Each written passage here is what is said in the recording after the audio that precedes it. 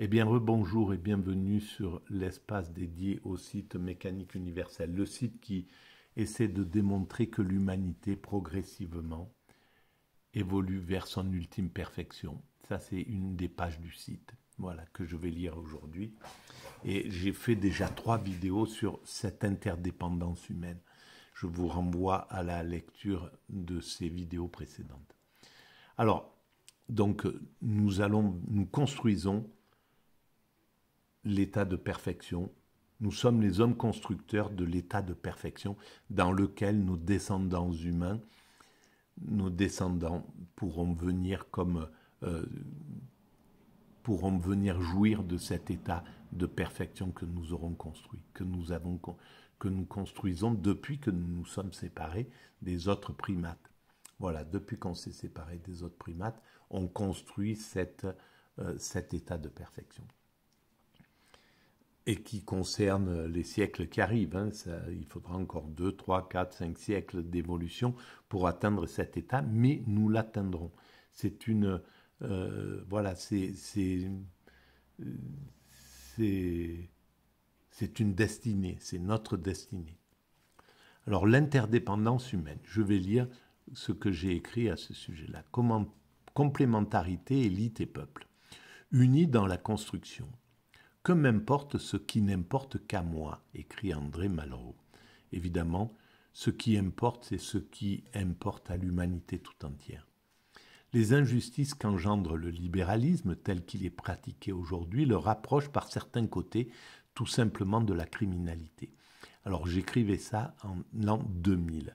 Cette théorie, elle est née entre l'an 1999, fin 99, et 2002-2003. Voilà. Donc,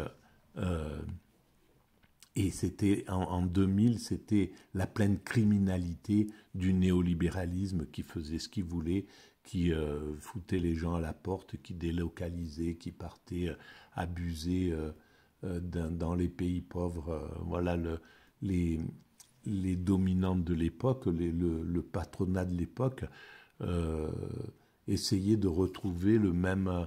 ce que ses ancêtres au XIXe siècle, l'esclavage qu'ils imprimaient à leurs ouvriers, ils voulaient le retrouver en Inde, au Bangladesh, en Turquie, en Afrique, etc. Donc, partout où ils pouvaient abuser des êtres humains. Alors, il y a un côté positif dans tout ça, évidemment, j'en parle aussi, je ne vais pas m'étendre là-dessus. Mais voilà l'ambiance dans laquelle nous étions dans les années 2000 et tout l'esprit critique était écarté. Donc le néolibéralisme, l'oligarchie faisait ce qu'elle voulait. Elle ravageait les acquis sociaux. Voilà, les Bourdieu, tout ça était mis, n'avait pas droit de citer sur les chaînes de télé. Il n'y avait plus que les commentateurs favorables à cette oligarchie et à ce néolibéralisme voilà, qui avait le vent en poupe et qui passait, les Alain Menck, etc., qui disaient voilà, ça va être la mondialisation heureuse. Et sous ce regard, ils avaient peut-être l'idée que ça allait être heureux, effectivement, mais ils avaient tellement pas d'esprit critique qu'ils ont laissé l'oligarchie faire ce qu'il voulait, au lieu de la critiquer et de le modifier, lui permettre de devenir une oligarchie éthique et humainement responsable. L'esclavage des pays pauvres, sur lequel prospèrent les délocalisations du marché occidental, est identique à celui qu'induisait le capitalisme au XIXe siècle en Occident, et les médias occidentaux acceptent les justifications du marché qui s'appuie sur des petits progrès pour laisser se creuser en silence les écarts riches-pauvres et retrouver un nouvel esclavage. À l'époque, je n'avais pas tellement la conscience que c'était l'oligarchie qui s'était acheté les médias. Donc, je critiquais les médias, mais je ne critiquais pas leur boss, leur patron, en fait, pas suffisamment à mon sens. Mais bon, voilà, ça a évolué. Les détournements d'argent commis par les élites et les criminels vers les paradis fiscaux anémient le développement social de l'humanité. et les corps intermédiaires, manœuvrés par le marché, n'ont plus assez de force pour empêcher le déroulement de ce vol d'impôts citoyens, avec pour conséquence la dégradation totale des structures politiques. Il n'y avait plus assez d'opposition. L'opposition était muselée justement par ces médias qui avaient été achetés par l'oligarchie. Les Bouygues avaient acheté Téléfin, Canal+, etc., tous ces trucs. Il y avait ce qui venait, c'était après donc les CNews, LCI, BFM, etc., les C8, je ne sais plus comment s'appellent toutes ces chaînes-là. Et avec ces chaînes-là, ils mettaient en place des néolibéraux comme animateurs ou comme journalistes, etc. Et puis qui eux-mêmes choisissaient des invités néolibéraux, des économistes qui défendaient ce système. Et bref, ils ont réussi, sans censure, sans rien, à imposer complètement une vision qui était totalement aristocratique et antidémocratique. Et abusante, puisqu'ils parlaient bien sûr ils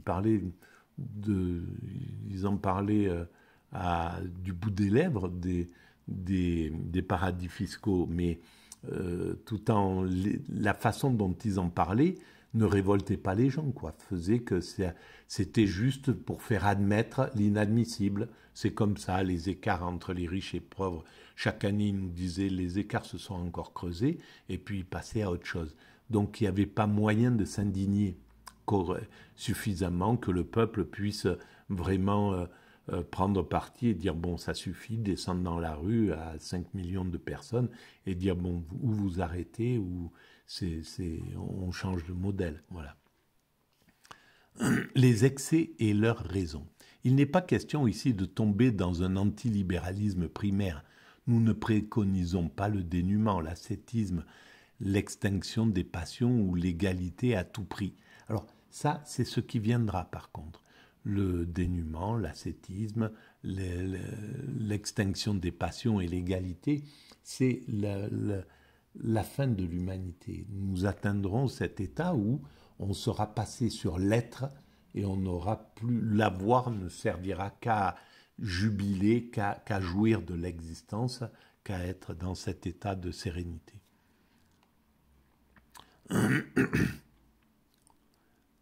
Les malversations actuelles de l'ultralibéralisme ont un sens. Elles sont un des moteurs nécessaires à l'activité, mais nous devons les combattre pour qu'elles diminuent et pour cela cesser de surestimer l'intelligence des élites actuelles au pouvoir. À l'époque déjà, j'écrivais que l'intelligence des dominants est surestimée. Et je le comprends, et ça c'est toujours... voilà, toutes ces intuitions du début n'ont jamais été mises en défaut. Nous devrions au contraire estimer un peu plus la conscience du peuple, comme la démocratie l'exige, et diffuser la logique de notre parfaite égalité de fond. Prenons un exemple. Physiquement, c'est le monde ouvrier, le peuple ordinaire, qui aujourd'hui prend en charge les besoins vitaux de l'humanité, partout sur la planète. C'est lui qui apporte la nourriture, l'eau, l'énergie, l'entretien, l'habitat. Sans ce monde populaire, l'élite devrait immédiatement retourner à la survie primitive. L'homme, c'est l'univers en miniature. L'homme et le monde sont interdépendants. L'homme est le garant de l'équilibre de la création. Amadou Hampâté-Bâ. Je ne sais pas qui c'est, mais j'avais trouvé cette citation quelque part. Donc voilà. Inversement, sans l'énergie et les qualités de gestionnaire de l'élite, l'humanité serait stationnaire. Sans sa créativité et ses aptitudes analytiques, la société ne pourrait évoluer. Les deux groupes sont donc totalement interdépendants. Voilà. C'était ça qui était important. C'est la différence de ceux qui vont critiquer les élites, mais juste sans cette vision. C'est une vision bienveillante qu'il faut maintenant, qui permet de donner à chacun sa place et son importance, son intérêt. Les deux sont importants.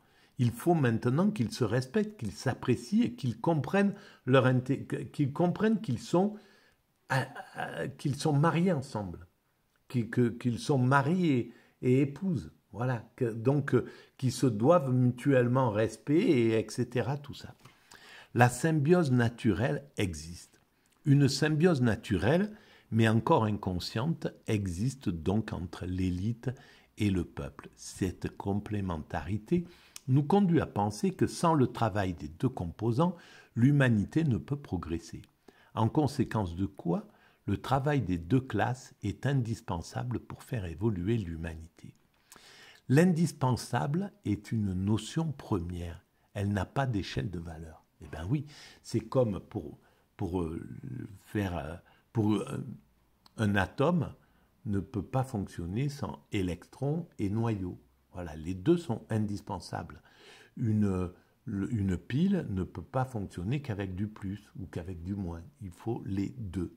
Voilà. Et donc ça, c'est le côté indispensable fait qu'il n'y a pas d'échelle de valeur. On ne peut pas dire le plus est supérieur au moins. On ne peut pas dire le noyau est supérieur aux électrons qui tournent autour. Voilà. Si deux choses sont indispensables pour en constituer une troisième, l'existence de l'une a autant de valeur que l'existence de l'autre, même si elles sont qualitativement ou quantitativement différentes. Deux choses indispensables sont égales, voilà. C'est-à-dire qu'ils sont égaux de fond, le patron et ses ouvriers. Mais il faut croire à l'inverse parce que le patron a besoin de nourrir son orgueil, a besoin de dire les ouvriers c'est des fainéants, ils foutent rien, certains patrons évidemment. Mais bon, bref, voilà, il a besoin de se sentir au-dessus pour avoir une certaine prestance. C'est comme ça que ça fonctionne et c'est logique. Mais le fond doit être travaillé. Si l'élite disparaissait, le peuple devrait immédiatement en reconstituer une en son sein pour évoluer. Inversement, si les classes exécutantes disparaissaient, l'élite devrait se scinder en deux parties d'elle-même, chef et exécutant, pour engendrer un peuple ouvrier. Voilà. Donc, c'est aussi simple que ça. Si par exemple, le monde ouvrier disparaissait et qu'il ne reste plus que des élites, eh ben, de ces élites, il faudrait qu'ils fassent encore des classes pour que certains aillent ramasser les poubelles, certains fassent, etc., etc. Voilà. Et inversement, c'est la même chose.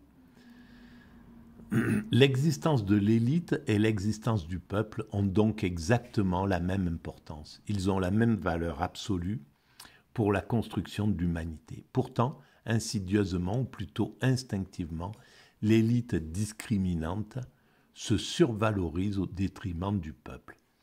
Et c'est pas qu'elle, même le peuple survalorise l'élite comme ça, de façon naturelle. Mais c'est comme ça. Le respect à la place du mépris. Gustave Eiffel, malgré tout le talent et l'esprit entrepreneurial qu'il avait, n'aurait pas pu construire seul la tour qui porte son nom. Et pourtant, le fait que l'on oublie de dire qu'il s'agit d'une œuvre collective renforce dans notre conscience le sentiment d'une œuvre personnelle et fait perdre de vue le travail accompli par les ouvriers. Et oui, on dit la tour Eiffel, et donc on ne voit que Eiffel, on ne voit pas les milliers de types qui ont travaillé là-dedans, ceux qui ont conçu le projet, ceux qui ont creusé les trucs, ceux qui ont, etc., etc., ceux qui ont fondu l'acier, etc. Les différences de potentiel interindividus sont indispensables pour élaborer la société. Ces différences sont donc nécessaires. Ce qui est indécent, par contre, c'est les monstrueuses inégalités de traitement engendrées par la société libérale.